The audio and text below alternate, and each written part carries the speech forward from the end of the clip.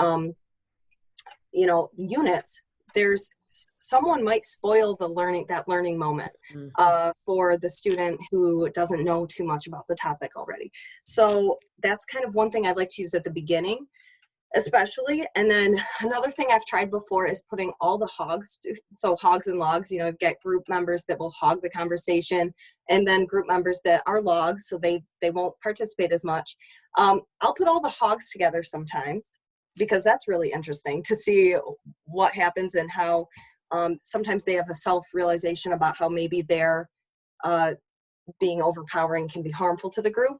And then I'll put some of the logs together, and usually there's one person who emerges from that group who is like now a little bit more empowered and willing to speak up because someone had to in that group. So Karle, I like that. I like how you spread it out and you get, so you can get more participation that way, better equity in the classroom. I'll actually jump. Yeah, this is the interactive.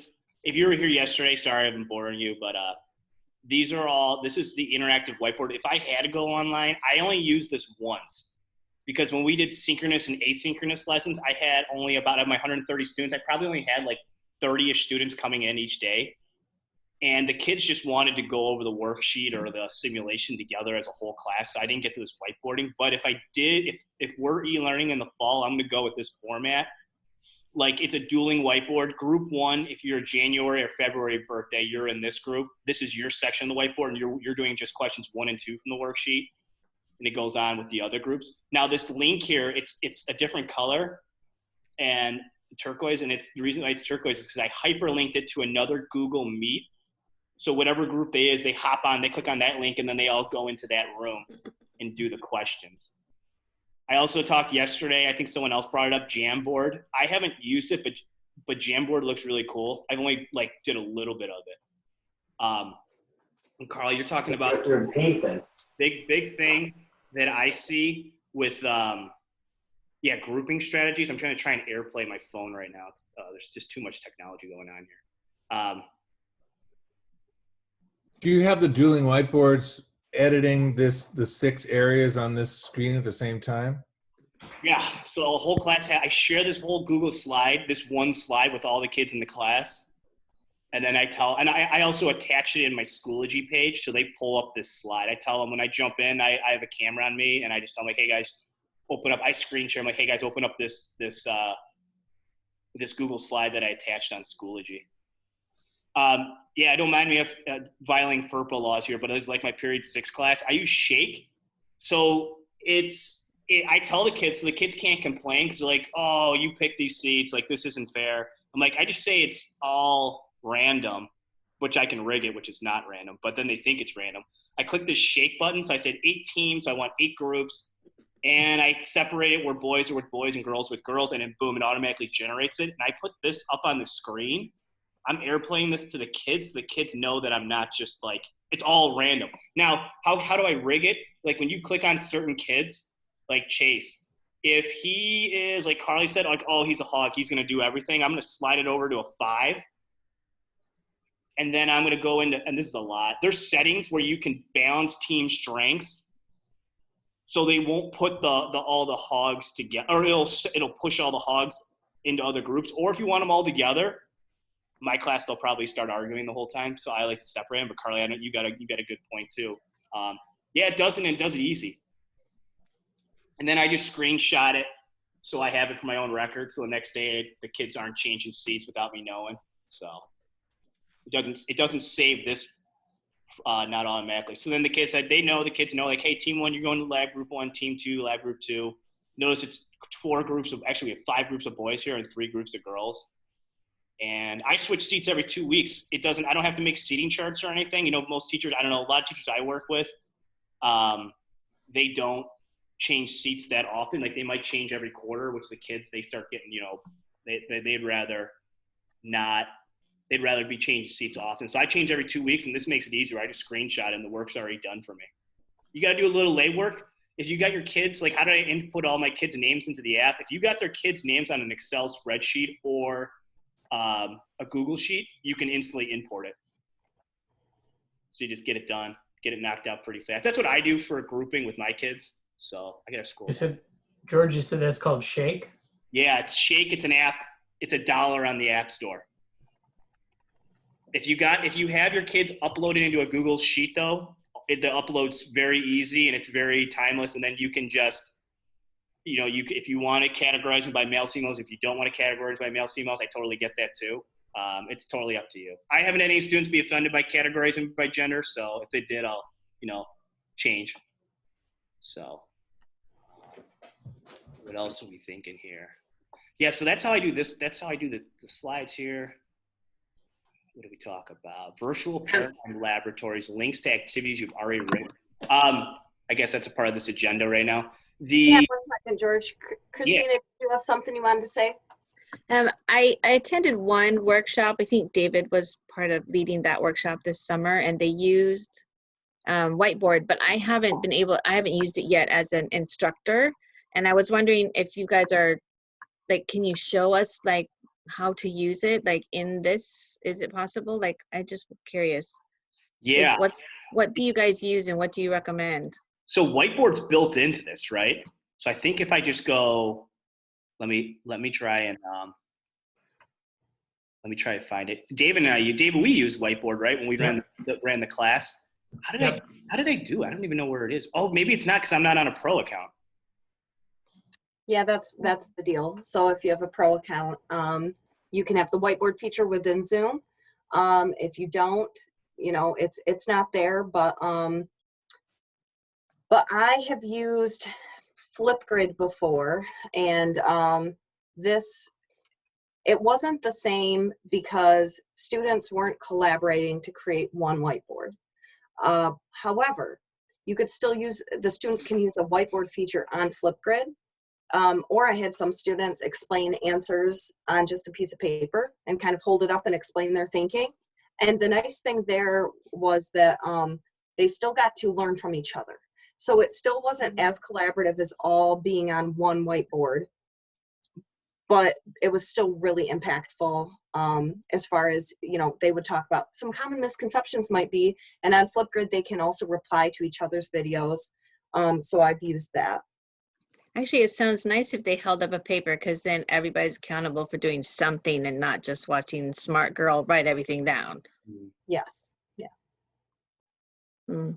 Yeah, and that's a nudge I always have to go to students. The students that don't want to talk in discussions, I always go up to the group so one person's prepping the whiteboard, one person's doing the talking, and one person better be ready to make rebuttals, answer people's questions if they ask them a question. They did tell them to figure it out. I've seen teachers make this kind of blows my mind. The teachers make kids wear name tags with what their role is. And I can tell you that doesn't go well with 8th grade. So, yeah, I just tell them what they want. Just make sure you have your jobs. And I'll probably might write it up on the whiteboard. So I go off on tangents. Where are we at right now? Oh, I just got out of the session. I don't know if anyone else was in there. Pivot Interactives. That's something I'm looking into. It's expensive. I think I'm going to try and once I get my students' rosters for next year, I'm going to blind copy all the parents into an email, and I'm going to try to start a GoFundMe to get the parents to pay for the account. I have pretty generous parents, and it's worked for me before when I taught I came from Crystal Lake, Illinois. It's a middle-class community, and it's shocking when you send an email out just asking how much parents are willing to contribute, especially you just email them directly with the link. There's no way we could do that in Hawaii with we have the highest unemployment rate in the nation now. There's no way we can ask parents for stuff. Yeah. It's not going to happen. Yeah, maybe, I don't know. I might have to rethink that. I don't know. I just wish Pivot would drop their prices, but it looks like it's pretty cool. I'm totally a novice with it, but I need to, I'll share my screen. And it looks like a good thing for better economy. Yeah. But it's, it's I really want it if we're going e-learning in the fall. I hear you. This is going to be, I'm going to have to get really tech savvy with it. These simulations. I took an online class 3 years ago where we had to, I'm just looking for an example of one. Maybe I have to have a login. Yeah. You can video, they already have, they have a lot of chemistry labs. They only have 3 bio, and then they got 40 of these labs. Now what's in it, if you look in the top right one, it's a video, and then it makes it interactive where they can measure things. It's a video, they run the video, and then they can take different measuring devices and they can change variables in it. So I think it's pretty hands-on for labs. It's big at the high school. So I just want to bring it down to the junior high and just make simple labs, and you can make your own and upload them, but that's something I need to learn about. But again, like I got to figure out the pricing. It's pretty pricey, and I asked my department head if we would get it, and he's got other intentions to use with our budget. So for anyone else who's in more of a, teaching in a low income area or where you're not going to be able to get those resources, I noticed I've had to be like throughout the e-learning process, I had to be really creative, like talking about friction. Like I looked around my room and I'm like, okay, what kind of investigation could my kids do with friction using anything, so it was an imperfect investigation, but it got the conversation started. I just had them roll an object that can roll on different surfaces, and I encourage them to use the same amount of force each time, and just observe what happened. And then we used, I think, a fat simulation to kind of investigate that more quantitatively. And then I even had to create packets for my students that didn't have internet access at home. And so what I did is I actually, in that investigation, like I found the data and put the data into tables for my students. And then, they still got to do the rolling the ball activity, but then got to look at data, and they could still, do like a claim evidence reasoning type of conclusion. And so, yeah, you have to be really creative sometimes when you don't have some of the fancy tools. But how did you try to make it the same force? To just tell them to push it with the same, or did you try to do it with weights or? Yeah, no, I just said try to use the same amount of force each time that you push it, and know that that's a variable, and know that that's something that's not consistent. And that was just observational data, to get them to start thinking about this, opposing force of friction. And then the data came in later when we looked at an actual simulation. I tried to do it with make my own video, and I went to the beach and pushed a kayak on sand and then push it on the water. It's awesome. Yeah, and I like that, and that's Tina, that's a really good idea. And then with Pivot, I mean, if you want to take it to the next level, Pivot, you can upload that video, and then you can give them tools. Like you can measure the speed of it. You can do a lot of cool things. So I feel like I'm gonna have to do that transparency on the screen thing. Yeah. Pivot does it for you. The tools are, you just upload the video, give it a title, and then you click on what tools you want the kids to be able to use. Or you might have a couple of videos uploaded, like, hey, I pushed, whatever different variables, so film different things and upload them. And then they can collect the data themselves. It sounds like a lot of work. It's kind of cool though. And I hope, I mean, if I'm not able to do labs in the fall, I relied heavily on Explore Learning way too much. I also used a little bit of Amplify simulations, but my school has an account with them. But actually, Amplify's free right now. You can go in and look at their simulations and things. So you just got to register online. George? Yeah. Just going back to revisiting the whiteboard issue. You're working on an AMTA Zoom meeting, right? Yeah. No, I'm not working on AMTA Zoom meeting. I'm on my school made us have sign up for free accounts. I don't have the pro account. Oh, okay, because I'm finding whiteboard. If you go look under share screen, one of your options to share is a whiteboard. You can share your screen, but there's also like a whiteboard in there to share. Oh, So if this is one of the AMT ones, I think you got it. Yeah. Yeah, there you go. Cool. That's easy. So if the school has a whiteboard, a Zoom account, then you can do that? No, Yeah. I guess it's all free. Oh, I mean, you can sign up for free online, and you can do it when you hit share. You should find it, and it's also in the breakout rooms. So when we send you to a breakout room, you still have share screen in there. So if I hit share, can you all write on it? You should be able to. I mean, Tina, if you want to, I don't know how everybody else feels, but if you want to take the time, Tina, go down. You should have Okay. share screen at the bottom, because I believe whoever set the Zoom meeting up made it so anybody can share the screen. Okay, I'll try. And then yeah, there you go. Okay, you guys can write something. Can I you don't think guys I write on can. it? No. No. Oh yeah, Oh. you can. You just click on when you click on the share button up top. Like I'm drawing in this blue. You can draw. Yeah. Nice. That's really helpful. Now, David, I think the thing probably we ran in after this is once the kids complete their whiteboards, make sure they screenshot it, because when you pull everyone back out of the breakout rooms, It's gone. It's gone, and that would be a lot of frustration. Yep. How do So they copy it? You just screenshot it. Like I'm working on a Mac, so I think I just do Command Shift 4. 4, yeah. Can I talk for a second about there's another program called Ziteboard that I experimented with this year, and I will tell you that it was tricky. Like if I were to go, like thinking about next year, that Ziteboard's a tool that I would probably show my students how to use in the classroom, and then I think after that they would kind of have it down. But it was kind of an interactive whiteboard tool. It took me a long time to set up with groups, and it was a little bit clunky, but it definitely worked. And then if I can share my screen for a second, let's see. So one thing that I did was, after students made their Ziteboards, I kind of took all of their ideas. This was a model so far that we did. I kind of set this up as a gallery walk. And so I took all of their ideas from the Ziteboard and then put it into a Google slide. And they had to then, put this next to something that was explained well. It was like a drag and drop, so they could drag this and put it next to something they liked. Put this next to something confusing or complex, put this next to a misconception and add a comment, and then put this next to something you have a question about and add a comment. So they could drag these things over. Now, then so they did this work. This was an asynchronous activity.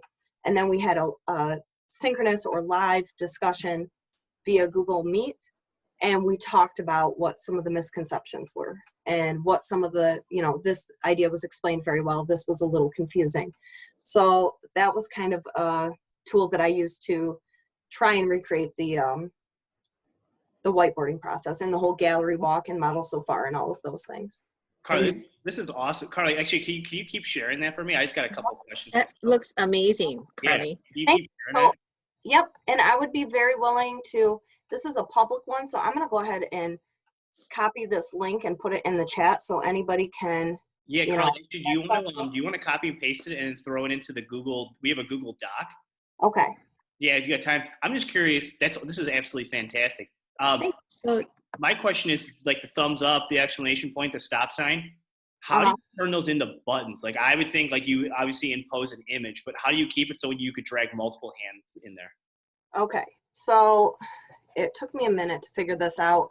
Some people are really good at creating Google Slides that are interactive, but basically I just found this icon and I copied it like 4 times, I think.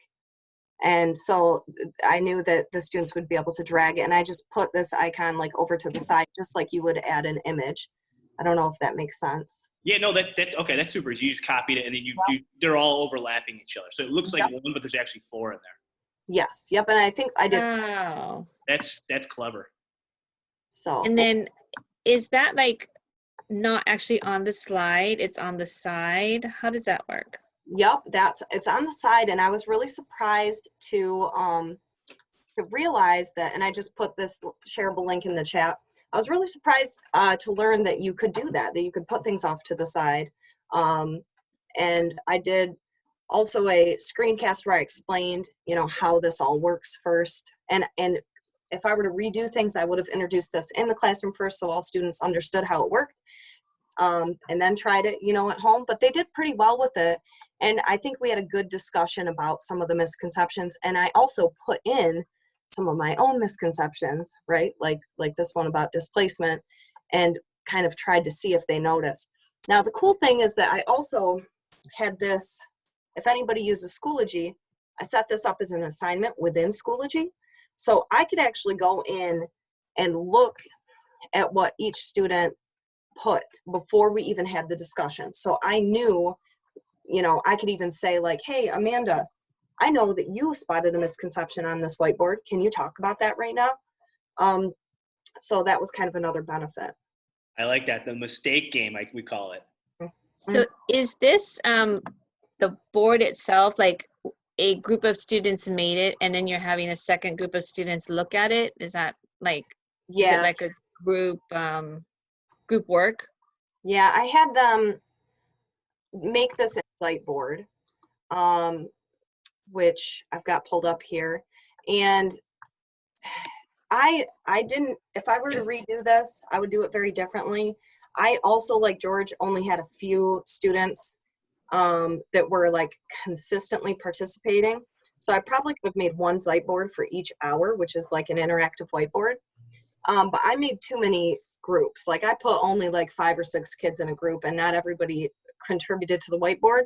So I created this by like copying and pasting different parts of the whiteboard, and I pieced them all together into a coherent whiteboard. I don't know. I don't know if that makes sense, but I would do it very differently if I were to do that again. This is awesome. In the fall, the kids might be required to come. Do you think you would still need the multiple groups? Like, or how was this in your final quarter where kids came if they felt like it? Yes, yeah. So there wasn't 100% participation. It's something you got to play around with and figure out, you know, what works for you. And I was really nervous trying this out because I thought, you know, what if I don't even get enough to make, like basically I had enough entries on Whiteboard to make these 4 different Oh, I see. whiteboards, you know. And if I were to go back, I would just have made a first hour Whiteboard, a second hour Whiteboard, and so on. Oh, okay, like for the whole class instead of a tinier.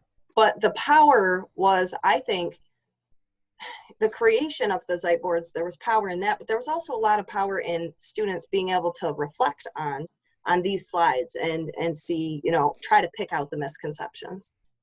And can you tell which kid did the pin and which kid did a thumbs up? Yeah, if you create the assignment within Schoology, you are able to see that. Yeah. In fact, I got an email notification every time a student made a comment on this. And so that was really great because I would just go in my email and see, oh, you know, so-and-so noticed a misconception, and I'd go in and look and take notes on it. And then I was prepared for the model so far discussion. How do you set up the Google slide so that way? So you have the stuff off the side. It's surprising. You just put it over there. So like, let's say I wanted, You just have to have it in that view. yeah. So let's say I wanted to add a text box over here. I would just put it off to the side. I didn't know and I didn't even know you could do that. But apparently you can. So It just doesn't show up when you hit present. You have to be in that mode. yeah. Just make sure, also, you have to be really careful about if someone has a different resolution monitor than you, then that could also pose some difficulties where it might not be shown. Okay. Okay, good note. Yeah, very cool. Nice activity. Thank Oh, you. this is your students did awesome with their slides too. They did a good job. Yeah. Another thing, I'm not sure if people are aware of this in Flipgrid either, but students can also now create screencasts within Flipgrid. So that was another way. Wow. Yeah, so I'm just going to play a little bit of this. I had them use this FAT simulation to explain examples of Newton's laws. Oh, that's cool. And they're videoing themselves too. Can you guys hear that?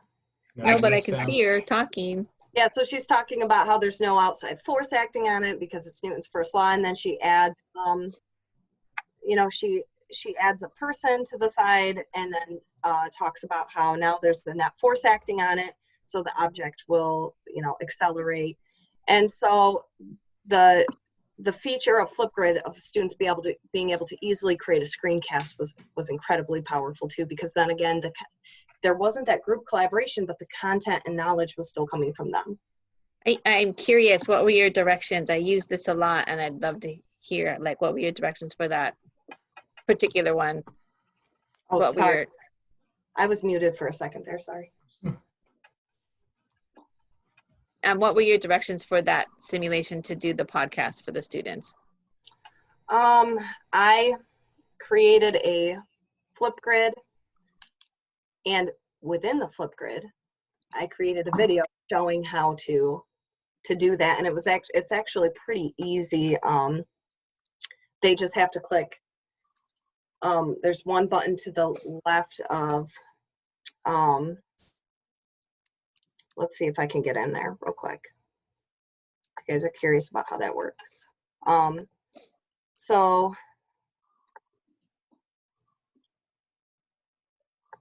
and log in.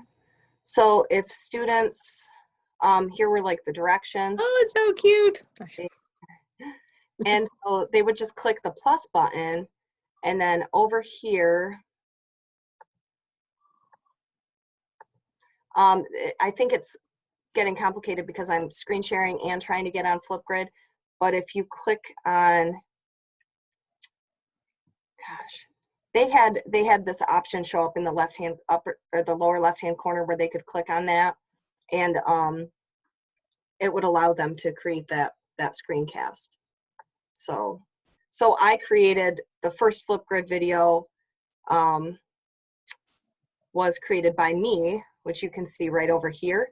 And this is watch this to see how to do a screen share. Oh, can we watch yours later? Do directions? Yeah. Yep. And what I can do is probably find a way to put this in that resource document that George was talking about. So. Yeah, I'm taking notes right now. I have your whiteboards, the Google Slides. Okay. I have your examples that the kids did, and I just wrote in Flipgrid, so maybe I'll just hyperlink it so people can just see it right away and go to it. So, Karle, is this kind of like Padlet, but with a video tool? Yes. Yep. And it was just so powerful to see students, you know, even if they didn't, like this was one where a student is explaining, she's explaining a question about net force, and she's talking about misconceptions. So yeah, there was a lot of powerful stuff there within Flipgrid. It's a great tool, I think, for empowering student voice, which is what modeling is all about. Yeah. How often, Karle, with those Newton cradles, how often do they get tangled in the classroom? All the time.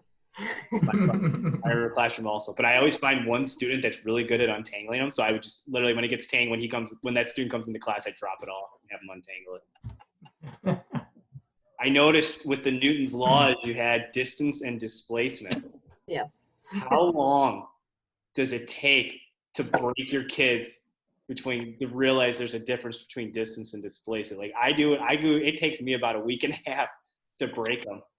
Yeah, it's a tricky thing, especially when, you know, that Toto and Dorothy worksheet, you know what I'm talking about? Yeah. I find that a lot of times I have to go in and encourage someone to say that Dorothy actually went further, because the kids are all like, well, obviously Toto did, you know, he's going all over the place. So yeah, sometimes I have to seed that idea and encourage students to, you know, go with that. So you do that too. I do that where I go to a kid, and if it's a class that doesn't talk much, I go to kids and I kind of egg them on. I'm like, I want you to say this, and I want you to get everyone riled up. And they go with it. You find the students that are comfortable with it, and then it oh my gosh, it makes the discussion so much better because everyone is arguing with this one lab group, but the one lab group's good at holding their ground. So it's funny. And I will sometimes, well, not sometimes, all the time, I guess. I put that question on my pretest as a multiple choice question. Who went further, Toto or Dorothy? And then that week that I know we're doing distance versus displacement, I look at their pretest, I look how they answered that one question, and I create homogeneous groups based on that one question. So everyone that said Dorothy went further, I put them all in a group, and it does tend to work. That group does tend to stick with the Dorothy argument better than if there's just one student who thinks, you know, Dorothy went further. So That's a really Can you share this That's a good video? I don't know idea. this video. oh, Karle, if you want to throw it in the chat, I can throw it in the Google Docs so you're not jumping between things. okay. I will. Yep, I'll try to find it and throw it in the chat. Let's at the end when everyone's done talking, let's I'll share the Google Doc and just make sure we have everything in there that people would want. Cool. So and then Karle, you know what's cool is the distance displacement is I made this up where you get really cheap wind-up toys and you give kids those, you know, those math department has those really cheap tape measures, like, you know, those circle ones, the kids like to play with them, like they pull them out. I mean, they like to turn them into yo-yos in my class. I have to tell them they're not yo-yos to start them off. But you just let them run the toys across the floor and trace the path with an expo marker and then have them measure it. And if the toys are crazy and going all sorts of ways and the kids don't want to measure the total distance it went, then you're like, hey, just go easy. Just go from point A to point B, and then that's displacement. Nice. That's brilliant. It's cool. And then you think like, I was like, and I do things, I break things in my classroom. I'm not really proud of it. But when I first did this, I thought that the markers were going to stain the floors. They come right off if you have Clorox wipes or anything. So they can draw all over the tile floors and they come right off. And then the toys are cheap too. You can get them at like orientaltrading.com. They're like, I don't know. They're like, it's less than like, it's like 50 cents. So if a couple of them break, I don't care. I just, it doesn't bother me. So. Of course, we can't get Clorox wipes right now, but. You know what's Tina, I'm glad you mentioned that because when I was doing locker pickup, the kids were coming and I was out running in the gym, running out to deliver bags to cars. It was crazy because I went into my classroom and I forgot I had about 20 things of Clorox wipes. And then I brought my Clorox wipes out to my car. And everyone was like, where did you get Clorox? That's all right. So, yeah. That's all right. Yeah. So yeah, it's just, it's, I don't know, there's been a lot of like eye-opening things. So, anything else? People have questions or anything that they want going in their classroom or anything about middle school modeling instruction? Is there? Yesterday in the low tech group, people were talking about putting together a kit that you could send home with kids if you weren't going to see them at all, so that we wouldn't have to rely on them finding stuff around their house, especially with low-income kids where they don't have stuff that you would expect them to have. And there's they had a spreadsheet out there of people suggesting different stuff, but for middle school, what would you guys think would be feasible? And this will be, for me, I'm at a new school, I'm totally new, I've not met any of these kids. So if I can't see them in person, it feels like putting together a box that I could send to their house and know that they have stuff in the box would be some way of getting their attention. It's a really good idea. That's a really good idea of giving students kits. I would almost, once you get your rosters, I just blind copy all the parents in an email, send them a Google survey if they have these items or not, and what they would need. I've seen my principal mass ordered brown paper bags that you get at the grocery store. So your kits could just be the bags, write their name on it and throw the stuff in the brown paper bag. I don't know if anyone else has other ideas. I've been thinking about it too, because I was thinking that usually this time of year I'll go to Walmart and get the cheap markers and crayons for group work. But I'm thinking maybe we can't do group work this year. So then kids are going to need their own independent set of colored pencils, markers. I don't know. And then the things in the kit, like rubber bands and string, I definitely have kids who won't have that, but would be good things to do for experiments. Yeah, that's gonna be I know with COVID and everything, it's gonna be tough not being able to use whiteboards in my class. You know what I'm gonna have to do is I'm gonna have the kids, if your school's 1-to-1 with Chromebooks, I almost will need Chromecast where the kids are just gonna share their screens they're gonna make their own pictures or make their own whiteboards electronically and then have them use it that way. So. Can you explain that? I'm not sure I follow. Well, yeah. So the kids can, are your kids 1-to-1 with Chromebooks? They don't have them at, it's all up in the air. They're 1-to-1, but they're in a laptop cart in the room, so they don't take them home. Are they? But now, of course, they're going to have to take them home. What kind of computers are you running on? Chromebooks. Oh yeah, that's easy. Your projector, I don't know, Karle. Your tech. I don't know if it comes almost standard now, where the projectors have Chromecast built into them. You can ask your tech person. It's like, hey, are our projectors compatible? Like, is Chromecast set up on the projectors?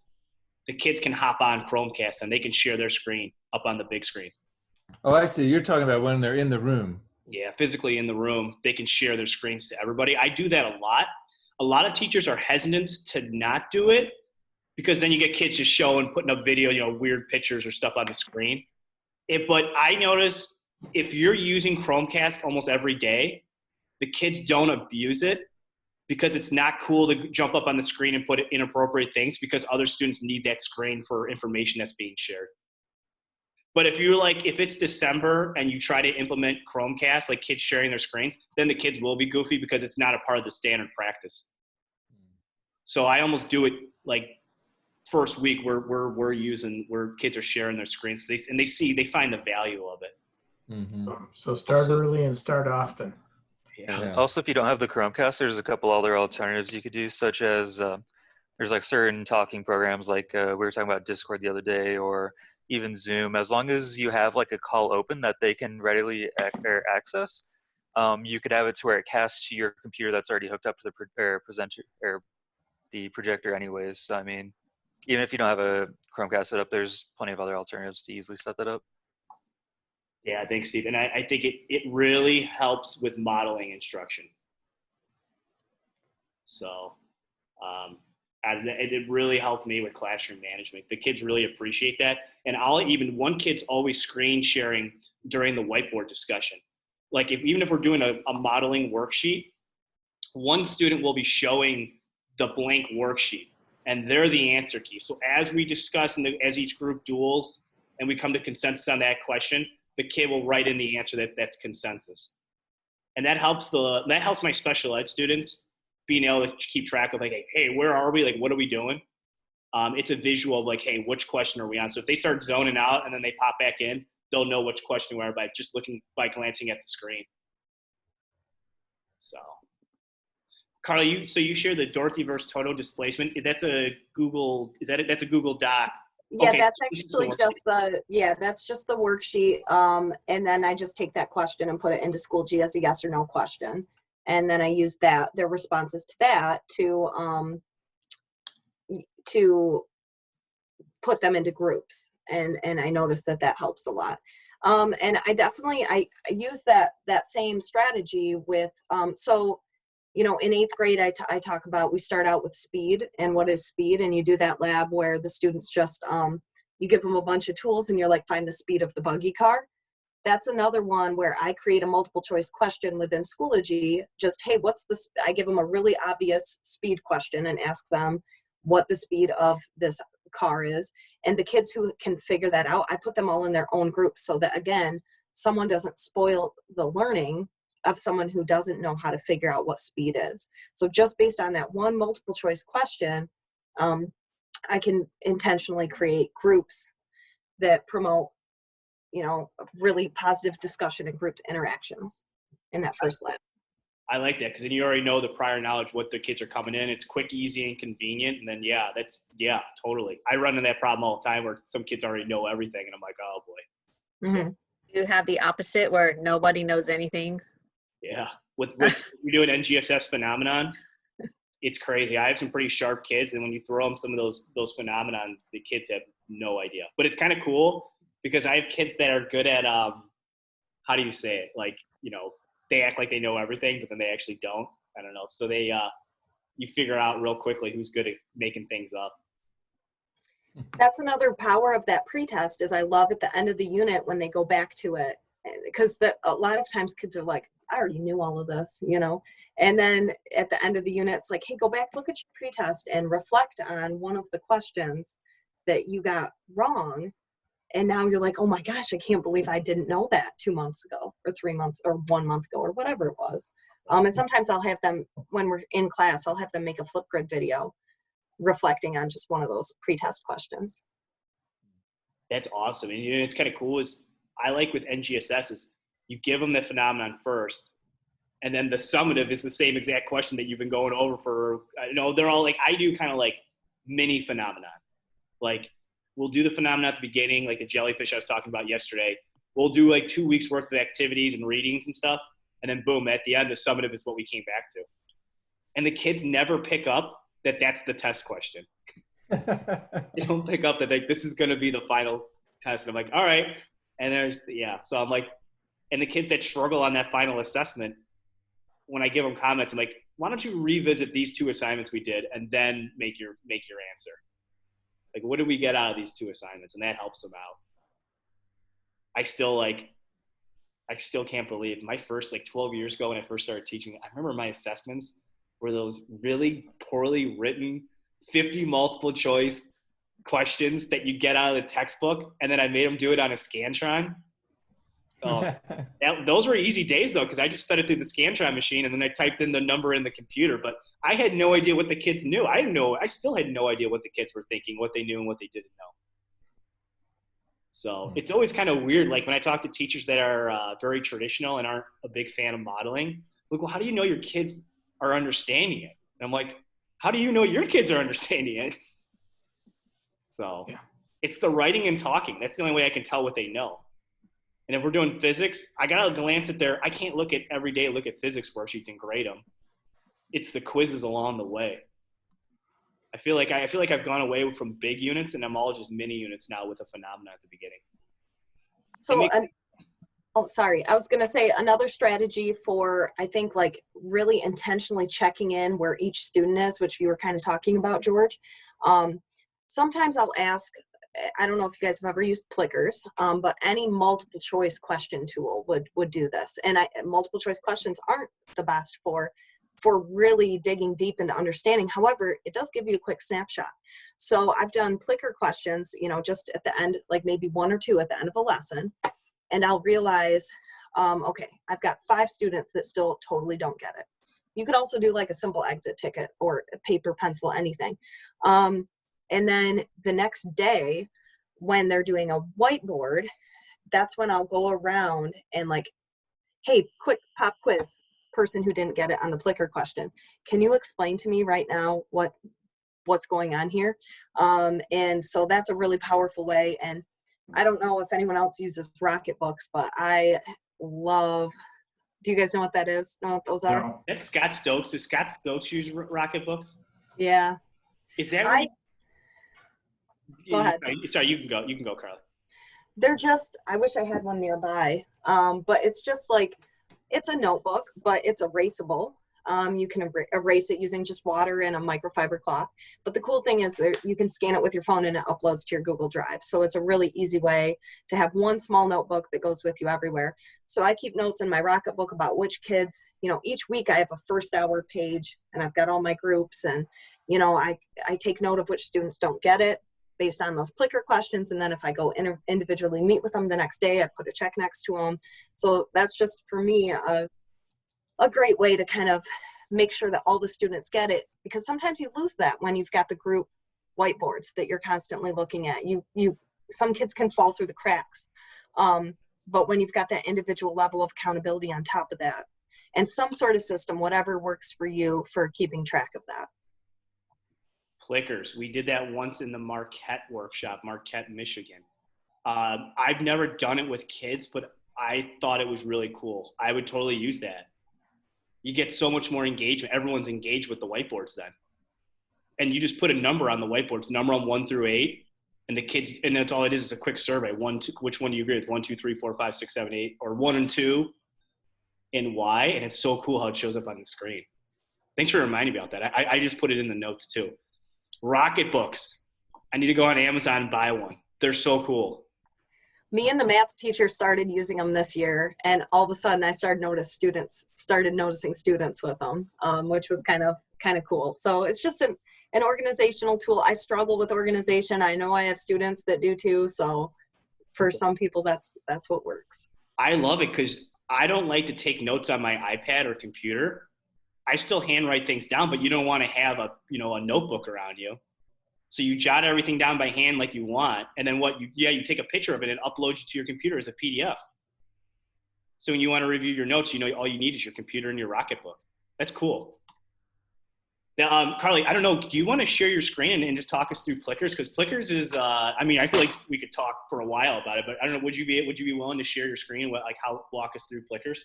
The only problem is if I think it will show all my students' names. I don't know if there's a way to kind of get on there without that. I'm bad. But I can, let's see, I can get onto at least some of it. So it's this tool where I'll share my screen for a little bit here. Hang on one second. I'm guilty. I always share in these workshops, all my student stuff. So the website's very simplistic, and you can create your different questions. You can put them in folders. And then on your phone, you also download the Plickers app. And students have these little cards that look like QR codes. This is from a beginning of the year activity. So kids have these little QR codes that they hold up, and this would be an example of a question I would find. I would use this Plicker question this would be an identifying, like, just do they get it or do they not? So which of the following best describes why we have seasons? And I would project this on the screen, and I hold up my phone and I actually scan the room while students hold up these paper Plickers, and based on the way that they hold them, the orientation that they hold them, they can either answer A, B, C, or D. So it's a very low-tech way that you can collect data really quickly. And so based on how they answered this, tomorrow when we do the whiteboard about seasons, that's when I would go in and check with, the kids that put A or B. Like maybe their group is whiteboarding that the answer's C, but maybe, Sally actually put A, so I could take the time to go talk to her while her group's whiteboarding about her thinking. So how would you do this in the digital world? Just do a Google survey? Yeah, I would probably just do a multiple choice survey question, like Google Forms would work. And then, it's tricky because then how do you interact with your kids? Do you email them? I've been wondering. I was talking to a teacher who's doing summer school, and she's teaching math, and she said she can see a little girly, like, not getting it, but she can't talk to just her. Right. And because she's under 14, she can't privately chat to her either. Yeah. Okay. Tricky. So I'm so new to this world. When you say the next day when we're whiteboarding, what does that mean? Oh, when you're prepping, the kids are prepping the whiteboard. They're either putting their answers to analysis, like you either have analysis questions the kids did the day before, or they're putting down their data from the lab. They're putting them on those oversized whiteboards. That's why. So like your Newton's thing, but it's like, so do you have what does that mean? Like in your physical class, they all let me go grab it. Whiteboard? Okay. Yeah, so while he's doing that, so what we might do the next day is say, create a whiteboard showing what causes the seasons. And I like to impose sometimes like a word limit, like 15 word limits, so it's not just a big paragraph. So they have to have diagrams and different things like that. And when you're walking, I like to walk around with my Rocketbook or with any sort of notebook and take notes on, which groups are kind of getting it and which groups might have some. Is this like after you taught something, or you want to see what they think? Or in Hawaii, I have to teach what seasons are, and the order they come in. But is this after you've taught some things, or is this like is this like this is what they think causes seasons, and then you teach them and then they do the whiteboard again? Is that like? That individual storyline is spelled out in the AMTA curriculum. And it's different for each activity. It's different for each unit, the kind of process or order that you would follow those steps. Can I, if you guys don't mind, I can share my photos actually. I don't know what I That'd think. be I great. went and grabbed my whiteboard and I realized, what are we doing? No, you need better access. If you guys are okay, I'll share my screen. Yep. And on it, I have pictures of my students, and my kids have all signed photo release forms. So as long as everyone's okay with that. So yeah, 1 second. I forgot how to AirPlay. Or it was just Well, while George is bringing that up, Carla, what's the site for the program for the clickers that you're using? Clickers. So George has actually Clickers. got it on his P screen. with a It's P. with a P. Yep, because it's Okay. paper click. It's like, remember those old school clicker systems that cost like a Yeah. ridiculous amount of money? They're like paper clickers is what the original idea was. Got it. Okay, and it's an app also for the phone. Hmm. This was the last group. I take pictures of the whiteboards often, and this is so crazy. The kids write little side notes on here too, and we did a worm stimuli lab. We were basically studying characteristics of life. Can you guys see the whiteboards right now? No. No. Oh, you can't? No. Darn it. Hang on. Well, I'll try it again. There it is. All right, here we go. Now it'll work. All right, you can see it now? Oh, cool. Yeah. All right, so this is literally, these are the whiteboards. The color, why is it I don't know, you can feel free to ask me questions. I can't see the chat right now, but the whiteboard's red around it. It's duct taped because each class has its own color. So when the kids are really good at losing stuff.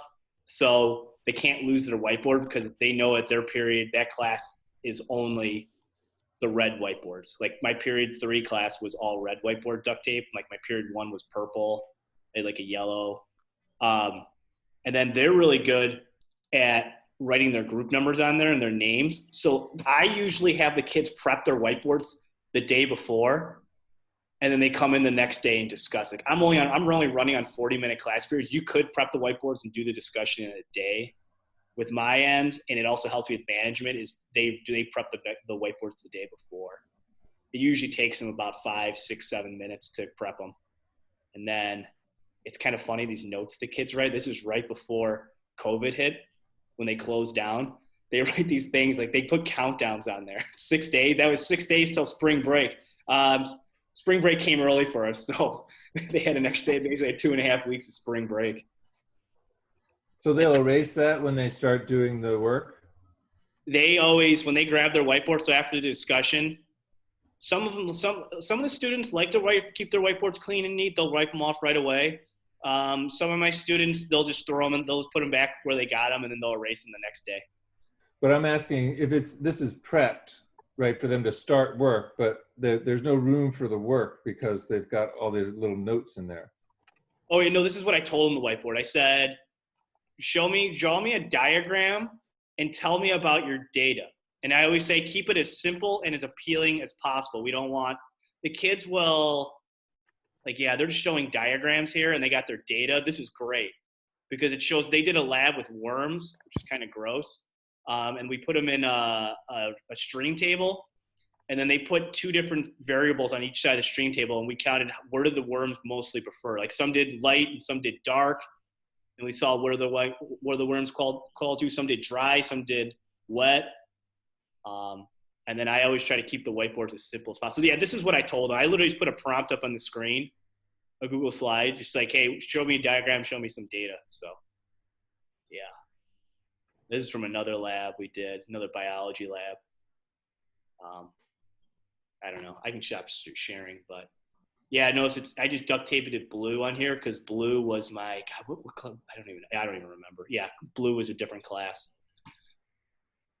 So yeah. Oops, sorry. I'm still on screen. I've got, if anyone wants to see more examples, I've got a teacher Instagram account. Yes, I'm on Twitter too. I'll put my Twitter in there as well. But I've got a lot of pictures on my Instagram, and Instagram is also a great way to connect with your students because especially in middle school, they're all on Instagram all the time. So Karle, and you shared that with me before, and I was like a little wary, but it's totally legit because they can see your stuff, but you can't see their stuff. So that's why I think it's cool. And the kids they're addicted to Instagram. Yep, and I tell them, you can follow me on Instagram. I will not follow you back. I do not have any interest in seeing what you're doing on Instagram. Yeah. So, Yeah. No, that's good. That's awesome. Yeah. I bet you can send out announcements the night before and the kids will know. They're like, hey, don't wear sandals. We're doing a lab today with Bunsen burners. And I guarantee you're going to have way more kids, and tell them to reshare that with their friends. Absolutely. How many times do you tell the kids like, hey, don't wear nice clothes today? And then everyone shows up with nice clothes. So that'd be, yeah, it's a good call. I've got some resources about equity as well. I don't know if, George, there's some more stuff you want to talk about as far as on our agenda. No, I like it. Let's move this way. Okay. So let's see. I guess I kind of wanted to start by just saying, like, personally, I don't think equity can exist until we commit to, being anti-racist and promoting anti-racism within our schools and educating ourselves about the topic. And I want to start by saying I am not an expert on this topic by any means. I want to share my screen and show, I found this great graphic from U of M Flint. And I feel like I'm in this learning zone right now, trying to get to this growth zone. But I think, so I really want to make it clear I'm not an expert on this, but I'm learning, and I want to share why I think it's important and what kind of resources I'm using to learn. And then I'd love to hear if anyone else has more resources that they could share. Can you copy and paste this and throw us in the chat? Yes. Yep, I can. This is fantastic. Yeah, I really liked this because it promotes that growth mindset, and like, it's okay, if you're only here and you're aspiring to go further.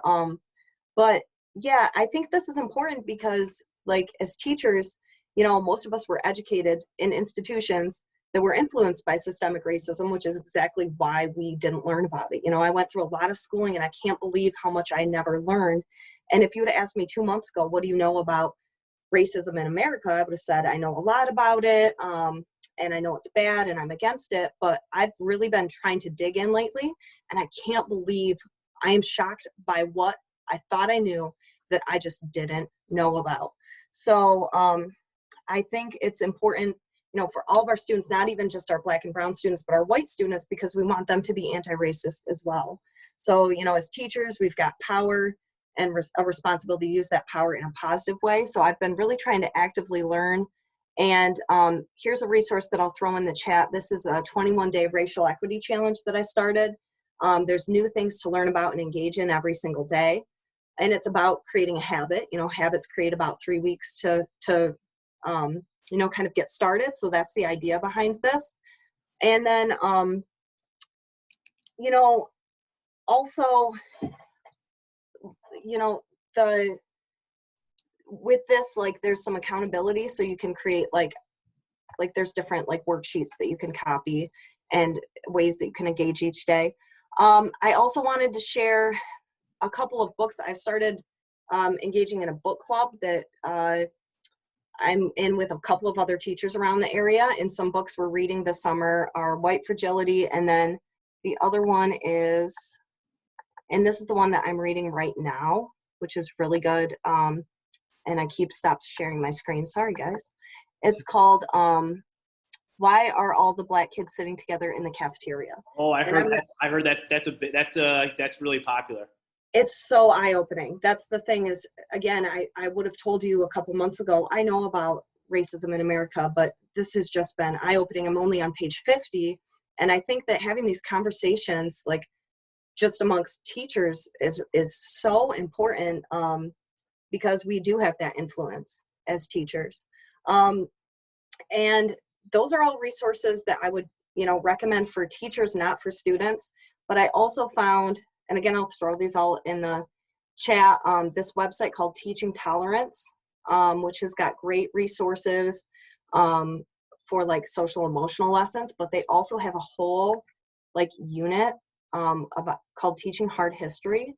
And they have, for grades K through 5, grades 6 through 12. So I know as a teacher, like, I now feel like even though I teach science, I need to be passing on these resources, educating myself, and then passing on these resources also to our history department and things like that. So I'll throw those all in the chat. George, you want to add? And I'll throw them. I'll put it all in there. This is awesome. Do you think this 21-day equity challenge, do you think that radical challenge, do you think could you think the kids could do this, or is it for adults? I think it's for adults. I'm on day 3, so again in that learning phase, and I think that, you know, it would be great if there was something like this for students to engage in. I really think that's an important idea, but I have not come across it yet. Okay. That's cool. I'm pasting them in right now. I got to share one. You want to look at my screen? I got done reading this book. Oh yeah, awesome. I'll stop sharing. It is teaching science in diverse classrooms, real science for real students. This author, Douglas Larkin, I can even give you a paper that he wrote. It's like a 30-page paper, and he studied race, and he calls it conceptual ecology and how it affects and impacts learning. He basically interviewed 2 pre-service teachers and their identification with race and how it translates into science education, and it was like startling what he found. I mean, his sample size is small, but he had a lot of students. One teacher, and I don't know if anyone is a minority, and she was teaching in an all-white school, and her perception, how she interacted with the kids. And another one was a white male, and he was teaching in an urban school district, and it was eye-opening.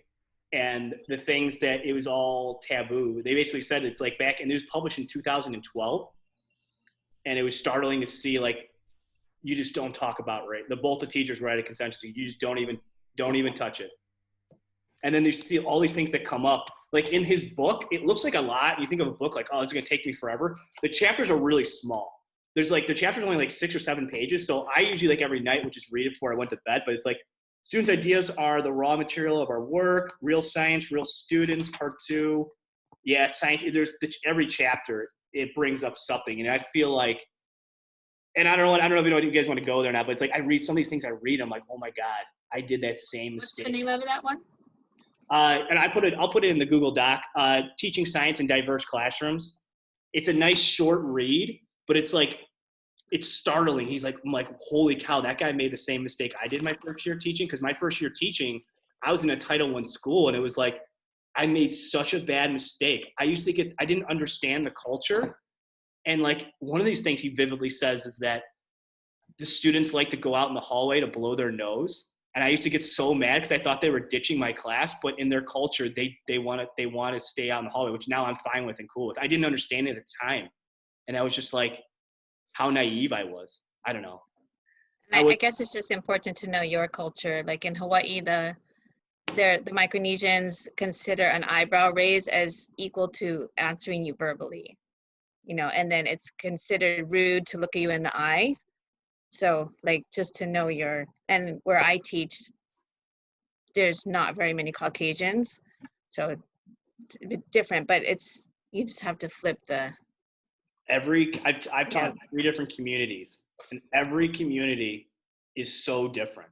And I have to learn their culture. And Tina, I like what you said, you have to know your culture, but you also need to know your students' culture. And if you don't pick up on your students' culture, oh man, you're in for a rough ride. It blows my mind how every community is different, and the cultural norms, and you have to go with it. I feel like you got to know. Yeah. So I don't know. I'm repeating myself. So. I think something.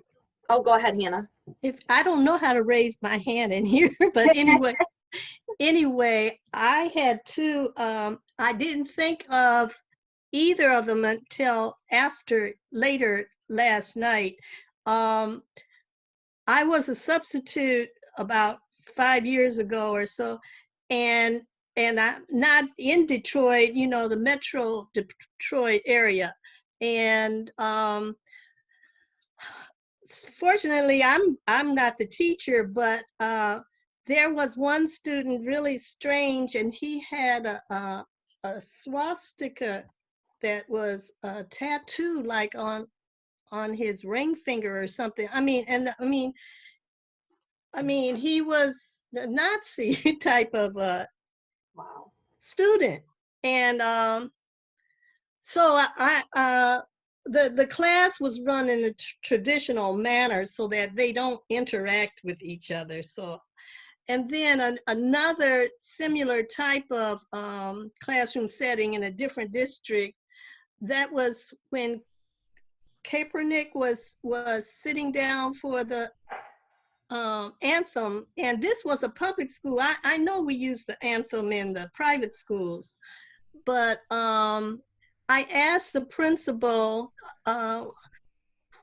do they have to stand, and what's the incentive if they, do they have to stand? Said, no, you don't have, it doesn't have to stand. So the next day or so, I told everybody that, it was really twisted. He was just about violence, police violence against African Americans or any people of color, but it was twisted into people thinking it's against America. So anyway, I verbally told my students that I'm going to sit when they do the national anthem, but I do love America and blah blah, and then I sat down and then I was hired as a long-term sub, but anyway, a couple of days later they pulled me out. So I mean, wow. You got, so anyway, in such an environment, I mean, maybe modeling, I don't know, wouldn't work. Yeah, I'm sorry you encountered that. There's a lot. I mean, I saw the same thing. Like in my school, I show a lot of Sports Center clips in homeroom. We watch them ESPN, which everyone's okay with. They showed for a millisecond Colin Kaepernick taking a knee, and one of my students completely lost his composure. And it was just, and I was like, and then, my rule is, one of my friends, she's an attorney right outside of Detroit. And I talked to her a lot about legal things. And then I was just like, I stopped my first couple of years teaching. I would demand that everyone stood for the pledge. And now I do the pledge. When the pledge comes on, I do the pledge. I put my hand over my heart, but I don't make anyone stand for the pledge. The only thing I ask is that they're not disrupting the pledge when we're saying it. Like, I don't want loud noises or anything. You're allowed to do, you're allowed to do what you're free to do what you want. Just don't disrupt the pledge. That's my stance. I don't know if it's right or not. I don't know. I'm still trying to learn. So I think that, when we go back to school in the fall, there's gonna be these difficult topics, and I just think it's important that discomfort doesn't translate into silence. And I think right now, a lot of people, we can use this summer to try and increase our understanding and try to learn more. And how do you handle that situation? I don't know, but there's all these books, there's all these resources out there. Let's learn about it. And then maybe we'll be in a better position to handle some of these difficult situations when we go back to school. And advocate for all students. I would like to add, Kaepernick, I forgot who he asked, but somebody asked him, if you take the kneel, I think that's what you do if you're a Green Beret, Marine, Green Beret Special Forces. Yeah. I think he learned it from them. Anyway, somebody in the military suggested that would be respectful. And he was anyway, the spin was that he was against America, but he was against specifically police violence. And it was a Green Beret, or if you could get the history by that, because when you miseducate people, get all hyped up, when he's taking a knee, that is also showing respect as a hand over the heart. So anyway, I think, it's and it's also God, what do they call it? A double standard. Tim Tebow, one of the best college quarterbacks of all time, would kneel all the time, and it was actually promoted because he's white and he's Christian. He's doing it in a Christian sense, so it was totally allowed, and people actually encouraged it. And we see a lot of misconceptions, you know, as science teachers. We see a lot of misconceptions in science, and there's a lot of misconceptions in other areas as well. And I think to be a well-balanced teacher, again, we need to be aware of some misconceptions that we might have too, and at least educate ourselves on some of these topics. So Yeah, good point, Karle. And I think Hannah brought it up before too, is we need to know our culture and we need to know their culture. yep. And if you don't know their culture, I think you're in for a long ride. Mm-hmm. So, yeah, Hannah, I appreciate you sharing that. That was great. Yeah, thank you. You know what kind of reads me on is the one thing I wanted to close with is this book. Oh, What man. If?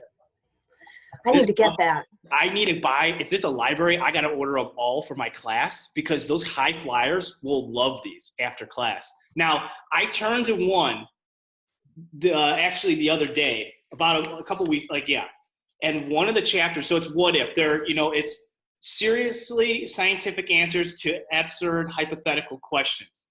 And it's really funny. The author's great, where it shows like images, it poses a question, and he's really neat with his cartoons and diagrams.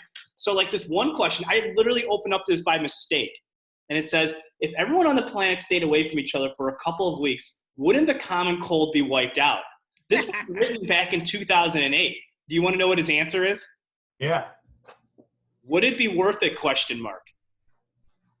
And then he said, and he goes on in great detail, he goes on a tangent, the economy is going to be ruined, everyone's going to live in hardship, and then, here's another thing.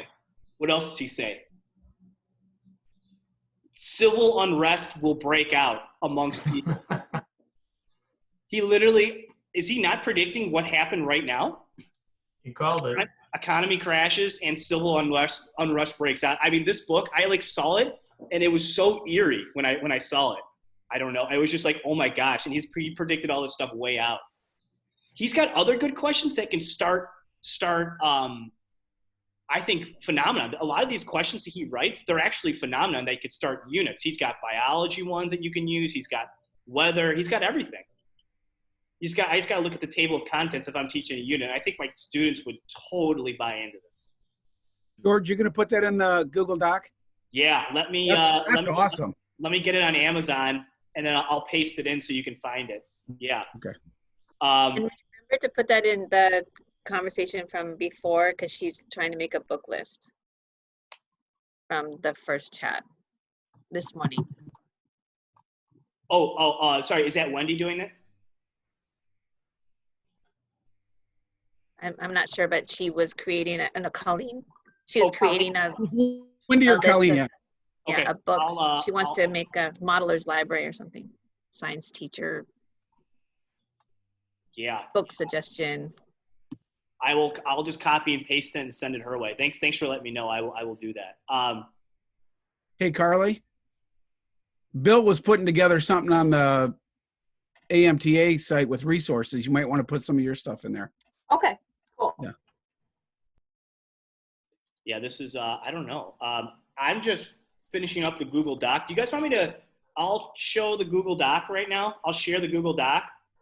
And if there's anything missing, I'm going to scribble it down real quickly, and I'll make sure it all gets put in, okay? Perfect. Thanks.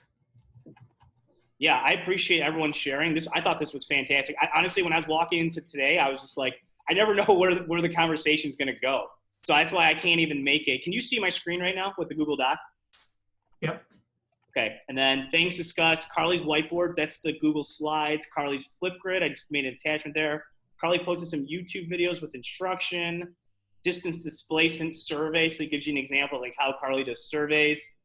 Survey tools, there's Plickers, Steve showed, polleverywhere.com. Rocketbooks, I got to attach that. I honestly need to buy a Rocketbook. I can't get, sorry. Anyways, and then we got onto equity and everything Karle put in. I put the links in, and then also I need a link that I put my book in, teaching science in diverse classrooms. That's a quick, realistic teacher read. I think it's stuff that we encounter all the time. And then I put the what if, Randall, Monroe. Is there anything I missed that I need to write down in my notepad? I can if you share that with me, I can add in those 2 books that I'm working on. And starting a book club with just a few friends of yours, and it doesn't have to be necessarily in your same school. Like I'm working with some teachers from East Lansing, but I'm excited to be able to have these conversations. You know, how are we going to navigate all of these issues in the fall? And so I think that, you know, starting a small book club, I think there's like only a few people in it, 5, but you know, I'm looking forward to those discussions and conversations. Karle, why don't we open it up to what we did earlier this summer? What was that, a month ago? I'll stop sharing my screen. What did we call it? A happy hour? We just do a happy hour? Yeah. So why don't we just do it as free as a book club? That would be really cool. That's an awesome idea. And then I can contact Wendy. Yes. So people can get, what do you call it? We call them PDHs. I think you guys call them sketches out in Michigan. Sketches, yeah. We call them PDHs, and like what do you, continuing ed credit? Right. Yeah. And then, or we can even make it a graduate credit class. You can get grad credit from participating in the book study. I mean, I'd probably only be worth a credit or 2. We could do that if we want to. That's a great idea, George. Yeah, if we get it out on AMTA, we might get, you know, I'm just hoping, you know, at least 10 people, and that might be cool. I absolutely love that idea. Chat on Sunday nights or Thursday nights. I don't know. I mean, as long as it's not college football. So we got to work around John's football schedule. So, John, we got to sit back and hang with me for a little bit. And we got to talk football, man. This is we're going into the unknown right now. So, yeah. It's a great idea, George. What's that, David? That's a great idea to do an AMTA book club, a book read, book study. I think that's awesome. We basically did that with the online class. You know, we would spend a third of the class talking about hacking school. I see you have Hacking School Discipline in the background on your desk. Yeah, yeah. That's a good book too. Yeah, I think that's what I want. I really dread classes that are just lecture online and PowerPoints. But if it's an open dialogue and there's book studies, like that's what I like doing. We're getting ready to do that middle school modeling course, and I'm going to make sure that that's a part of our work that we do, because you're right. That's awesome stuff. Now, don't give yourself extra work. I gave myself extra work. Just pass it on to Bill. Bill will order them all on Amazon, and he'll mail it directly to them. David, I have a question. What if is it possible to attend part of a workshop because I have conflict in other workshops? You have to do it all or nothing. It depends on the instructor. Like when I run it, I'm pretty flexible and I want to work around people's schedules, and I'm willing to negotiate as long as you feel like you're getting the experience that you want. And, you know, you're doing the extra work, maybe do some work outside of the class. I'm fine with it, but some instructors are really strict. I've not been known to, same thing with my teaching with my kids. I'm sometimes a little too loose, but I don't know. They don't push, they know when they're pushing the boundaries, I feel like, students. I think the information is usually available to contact whoever the course instructor is. And I think for anybody that I know that teaches a course, you could feel free to send them an email and ask them. And I mean, I'm with George. The goal, if you're signing up to do something, you're a professional. The goal is to help you have the experience you want and to gain the skills that are going to help you be successful. And we'll work with you, you know, in any way necessary to try and make that happen. You know, same as we'd work with any of our kids in our classroom, right? I mean, you try to figure out what's going to help them get where they need to get. Yeah, and David, I was really reluctant about going online with modeling instruction because I'm like, oh, you have to go physically to a building. You got to be in the building. We got to be face to face. And now it's like, it's so much cheaper. It's so much more convenient for the participants. Like when we were like, we were out in Roscommon, Michigan. We were up all the way. We were up there. No offense to Northern Michigan. I love it up there, but I mean, that's a haul. No coach. It's not like, I love Northern Michigan. I wish I could be there right now, but COVID's happening. But, there's some interesting advantages to the online platform. And yeah, you know, if you look at what you got to work with and then there's some interesting advantages to it actually too. No air conditioning in Roscommon, David, or we had that really rickety one that didn't really do much or anything. So that was hilarious. Yeah, that was a beautiful building, Roscommon High School or middle school. That was a beautiful building they put together there. That area is just gorgeous. I mean, it was, you know, the Higgins Lake and stuff's just a pretty area. I wish I brought my kayak. That's the first thing I said when I got there. I'm like, I should have brought my kayak. But coming from Chicago, I was afraid it was going to fly off my car. I thought the funniest part was Scott Stokes taking the doors off his Jeep and then going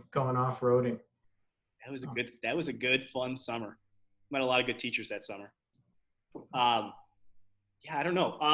If everyone's okay with the Google Doc, I'll put my email up top and Karle's email too. Maybe we should just, I don't know if you guys want to, maybe you guys want to throw your contacts in there. I'll get in touch with the AMTA, maybe do a book study that's cheap. Like, I don't even know. I just want to raise a little bit of money for AMTA. So I don't know.